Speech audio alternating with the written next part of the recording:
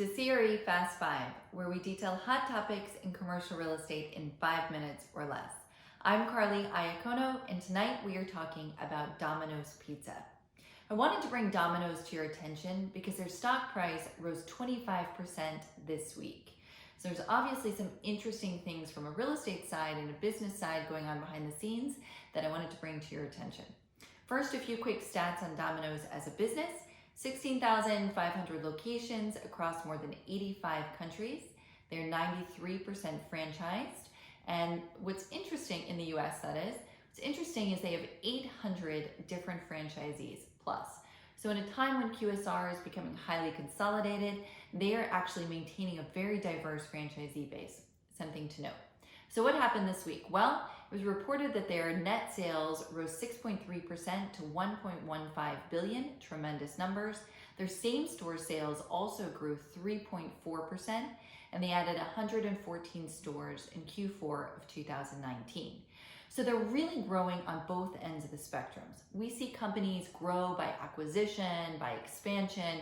Great, we like to see that. But we also like to see same-store sales growth, showing that their existing locations are performing well. So Domino's is doing both, which is really the best of all worlds here. So what's driving that growth? A few strategies they have put into place, which I think are very interesting. The first is called a fortressing method. So they are actually opening locations in clusters in some of their core markets.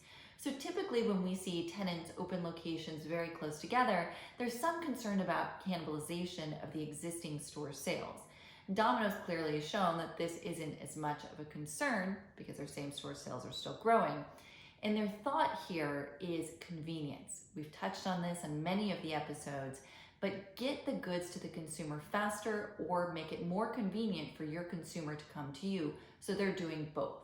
So they've cut down on delivery times by approximately 3 minutes by opening more locations in their markets. Doesn't seem like a lot of time, but when you're competing with Uber Eats and DoorDash, time and efficiency and cost cutting does matter. It all comes down to that bottom line.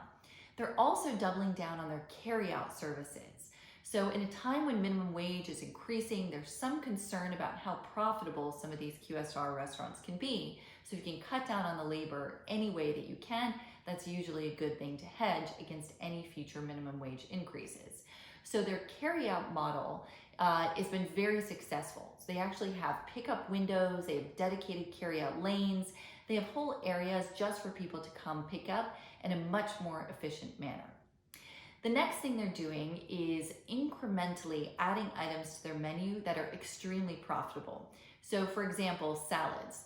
Their CEO was saying they're not selling salads because they want to sell salads, they're selling salads to sell more pizza, which is, I think, exactly true.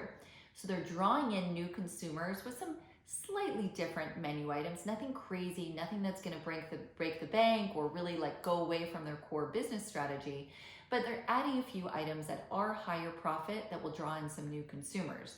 And then the thought is also someone who wants to order a salad now feels better about ordering the pizza. So they found that they're just by tweaking the menu a little bit and adding a few healthier and a few more profitable items, they've really been able to increase their average store ticket or average delivery ticket and draw in new consumers. So I think Domino's is doing it right on a few different fronts. It's definitely a company that we want to keep our eye on. And we'll keep bringing tenants to you that I think are of note or when something happens in the market that I think we need to pay attention to. That was CRE Fast Five. I'm Carly Iacono. We look forward to seeing you again soon.